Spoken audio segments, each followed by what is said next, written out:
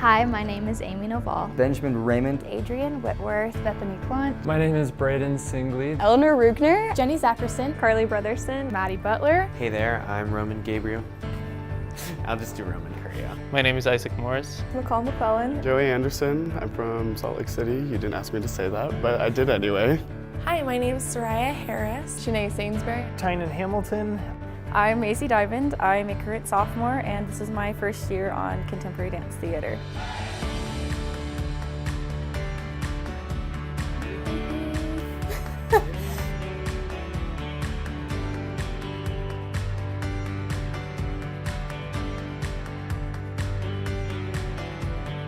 Did the lights just turn off? Okay.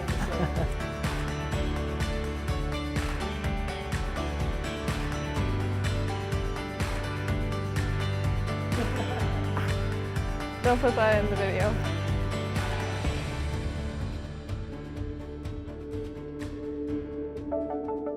The piece Ray is about these humanistic robots. Having the ability to feel and how that affects their lives and how that will potentially affect the lives of humans. In this dance, I'm one of the robots. We come to life, and the problem is we're not all good. It's up to Shanae to turn us all off and to save humanity. Yay, me. I play the villain. Funny enough to be a emotionless robot. It's like a dance theater piece, so there's a very clear narrative and they're speaking. It is easy to follow but tricky at the same time. Lots of twists to it. Dancing in Ray has unlocked movement potential for our whole company we haven't had before. The movement is really sharp and really precise, yet grounded and heavy and kind of beast-like. And so that was something that we worked a lot in the rehearsals was get lower, get lower, get lower. And I'm thinking, I can't get any lower. My quads are screaming at me. Laja and Martine's movement is very in and out of the floor. It's very animalistic. It's so much fun to do.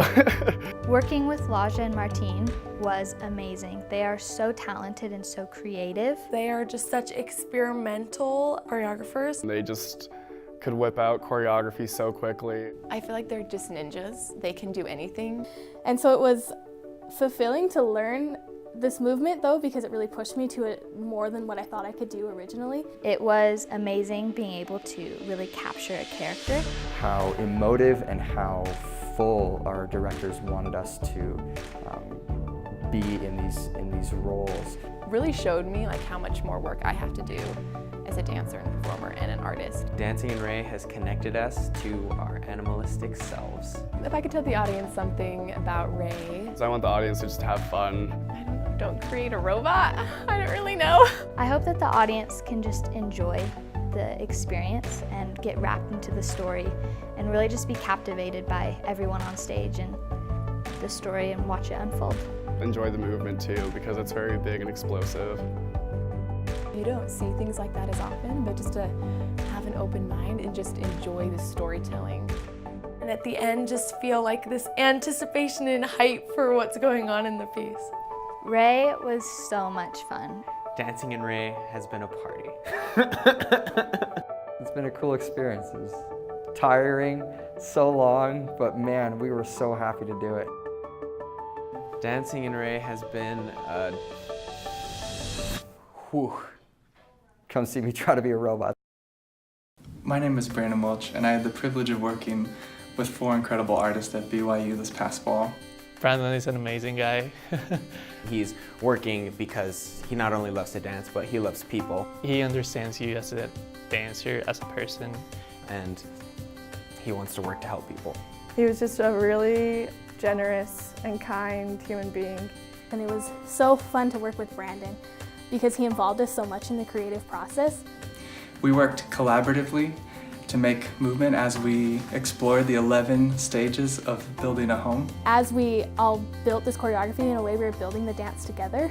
He took our personal opinions and he used us equally in the piece. So he would give us a string of words, digging and like laying a foundation, electrical wires, and then we would create a phrase based off of that, and then he would include that into his piece. You can find a lot of personal movement from the dancers. I feel like we're in that piece And I just feel like I know each of the dancers in it so personally because we built this place together. Abide is the building of a home or a structure, and then the indwelling of that space. So the first part of the piece is really centered around this fast movement where we're gathering things together, and in a way we're gathering together as dancers. We talked a lot about physically building a house, what the steps of that process are. It shows not only what a house should contain, but what a home is made of. I don't think that to build something has to be a literal structure, but what it's like to build a relationship or to build a memory or a skill. And the last part of the piece, we're peaceful and we are thoughtful and we are able to stay in this place that we created together. In my work, I value simplicity and stillness, which confronts our overstimulated society. I just want to go, go, go, go, go, but he wanted this more relaxed. I get a sense of rest every time that I perform that piece. To be part of this piece, it feels like a great relief. Just finding this release and this calm. The whole process was therapeutic for me.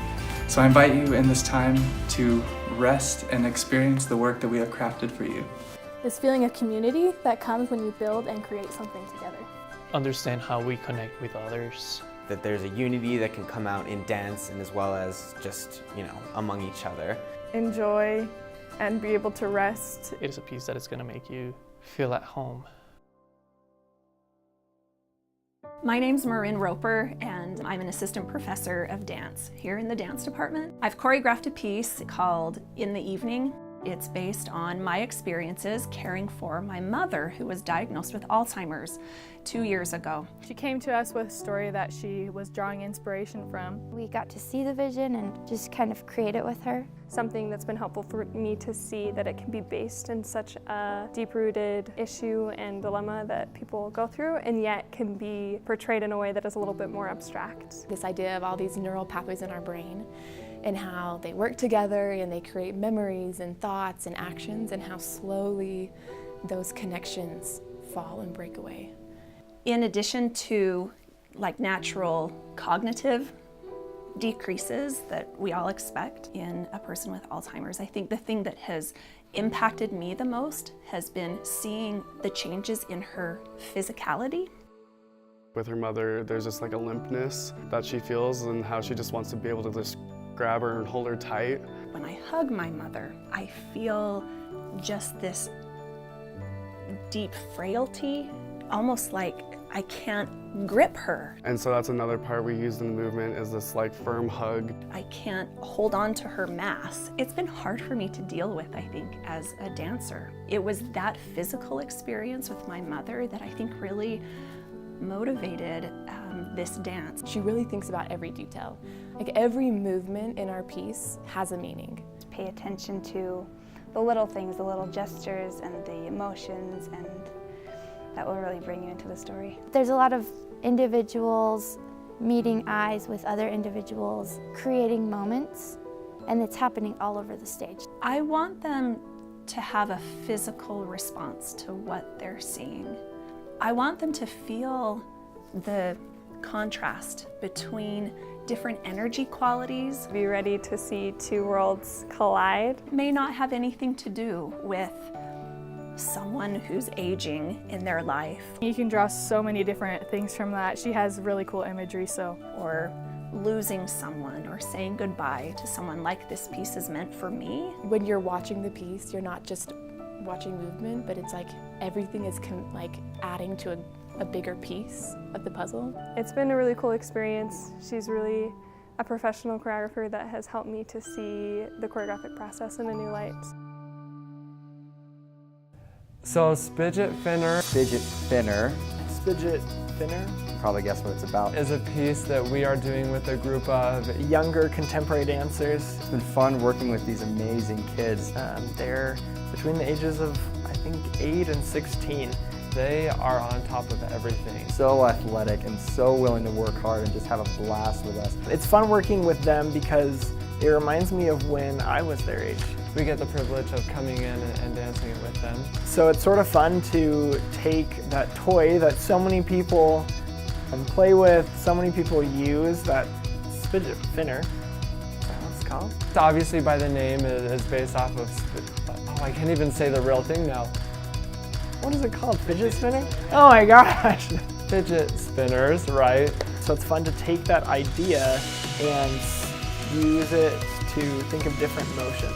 And it's just all about kind of the mind and how our minds work differently and they process information differently. So there's obviously a lot of spinning and sort of like going back and forth in this circular motion. It's just a time to laugh and just have fun.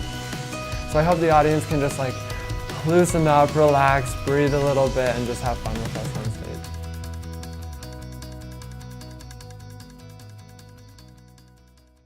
stage. Dark Meadows is a piece by Martha Graham. It has such an amazing display of the respect felt between men and women and the different roles they have. The movement of the piece is always inspired by the contraction release that Martha Graham uses throughout all her technique, but it's also specifically inspired by primitive cave drawings, kind of the natural movement of trees and rocks. Especially in Native American culture, which she was very interested in. She puts her, Martha Graham style to it and changes it up a little bit. So it has quite a range. It is a beautiful piece.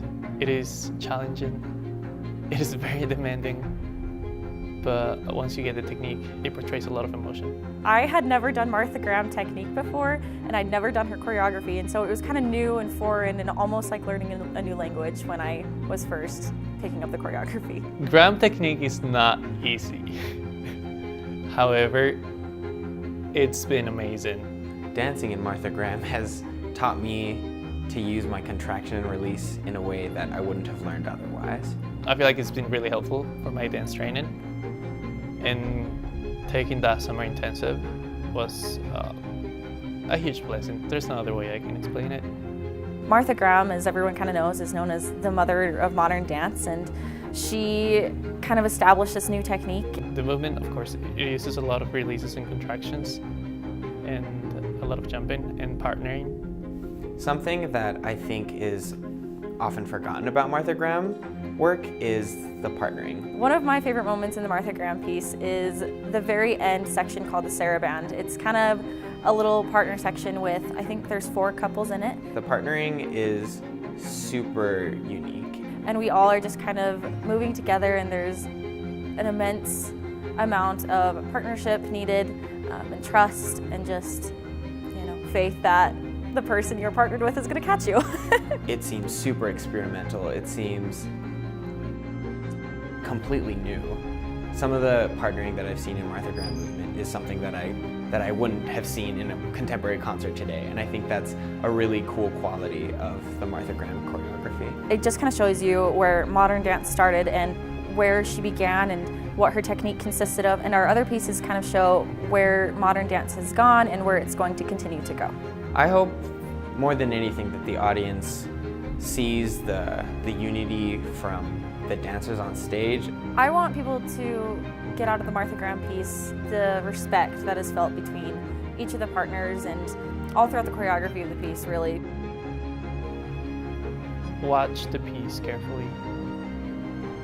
Be present in every moment.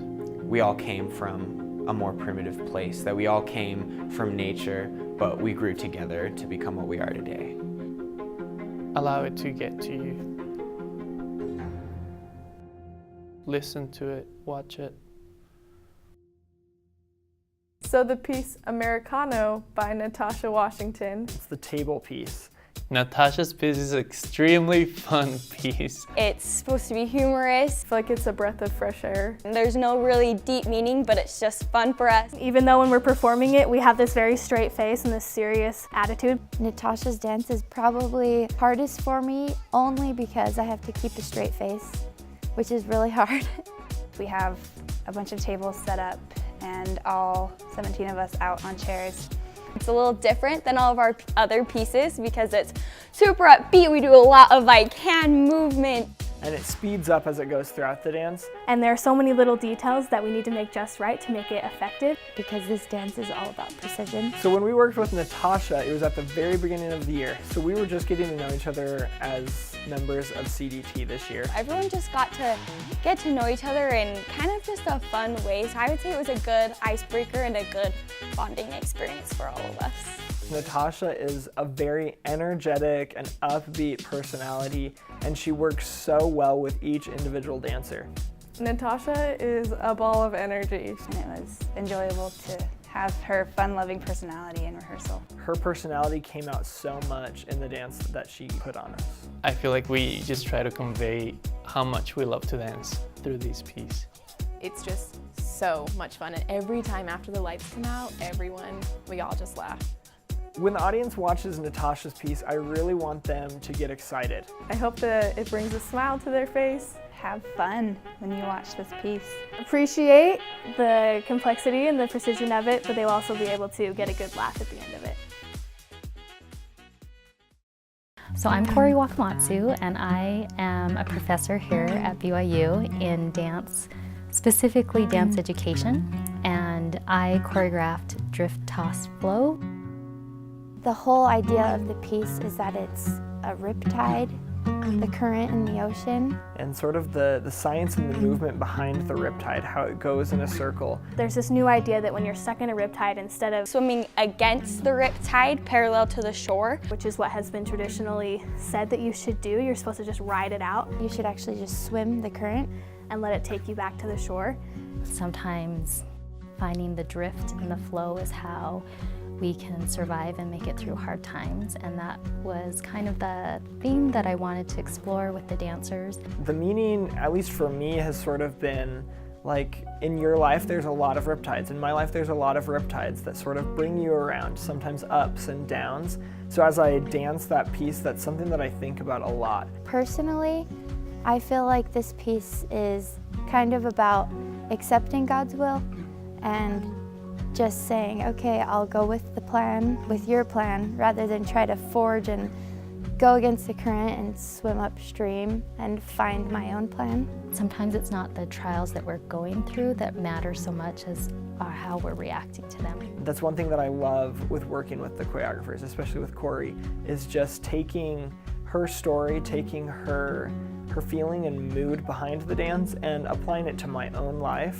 Because then as I dance it, it's something that's personal. It's something that I can actually feel, and hopefully that can be portrayed to the audience as well. I'm also really interested in what the dancers themselves can bring artistically and what the audience reads into it naturally. And so I'm not tied directly to wanting someone to look at the piece and think water or undercurrent. Kori is a very patient woman, and she was amazing in being able to describe exactly what she wanted, but being able to work with you and what you could do as a dancer and what you could personally bring to her movement style. Kori's piece was definitely a different experience as she really involved us in the creative process. The creative process is so interesting for me. I'm interested in the idea of playing not just for fun, but what can flow out of people when they're in the moment and being present. Kori's piece was very challenging at first to learn. There's a lot of athleticism in the piece. There's a really beautiful movement to it. She gave us more freedom in our movement and allowed us to put our own feelings, our own style, even some of our own movement into the piece. So I kind of felt like I was in the creative process rather than her just telling me what to do. And I think that's the beauty of choreographic works and just art in general. I hope that the audience can experience the movement that she wanted to capture and how it represents the waves and the ebbs and flows of life. Instead of trying to figure out a story throughout the piece, to just sit back and enjoy the artistry, the fluidity. We tried to imagine that we are surrounded by the ocean, and I would encourage you to do the same. Just really jump in with both feet and be ready to embrace the world that she created. My name is Jesse Obremski. I am the choreographer for Opportunity, which was commissioned by BYU's Contemporary Dance Theater. In Opportunity, it was a really wonderful experience. We got to work with Jesse Obremski. who is an amazing choreographer and just human in general. Jesse Obremski came to BYU 2 years ago and performed with the Lamone Company. And while he was here, he said that he felt this sense of community, just like everybody had a place, like everybody belonged. And he was really inspired by that, and so he really wanted to create a piece about that. Opportunity is about those 5 individuals going through life and experiencing each other's personas and having memories and recalling memories. I interpret it as like a family setting. It always seems to me like I'm like the clingy little sister. There is one figure who's more of like an outsider. Who continually is left out or is kind of forgotten. And it's hard. I think more people feel like that than we know. One of the quartet figures then notices the outsider. And I slowly begin to like melt my my stature in that community to allow this outsider to join the community. I'm aware of the person who's on the outside and that I have a connection and a relationship with that person who doesn't feel like they belong. That really meant to me, I was giving an opportunity to somebody else that had not yet received that. To be a better friend and to reach out to somebody who feels isolated. And for that person excluded, if they are going to do what it takes to be in that circle again. And that's really what the work is about, is that the opportunities that we receive and the opportunities that we also have to share are incredibly big choices. Jesse's piece spoke to me personally just because growing up I didn't really have a place to fit into. I didn't really have a group of friends that I was a part of. I found dance in high school. It's when I actually felt a part of something. I am extremely honored and humbled to be the choreographer of Opportunity. Hope you enjoy, and I thank you all for the warmth that you have shared with me, and therefore through Opportunity for the work. I hope that the audience, when they are watching, will feel a connection to not only the piece but to us dancers on stage as we've tried to create a very connected environment. I just hope that it touches you in a way that you want to help somebody. Jen Freeman's piece, Changeover. It was really, really intense. It has this amazing movement to it. One word that I would use to describe it is epic. It's put at the end of the show because of the intensity. We're excited for you to experience the emotions and the feelings that come as you see this kind of movement. In Jen's piece, there was a lot of learning from Jen and learning her style. Her style is very movement-oriented and giving. A lot of the times when she was setting the piece on us, she said to speak.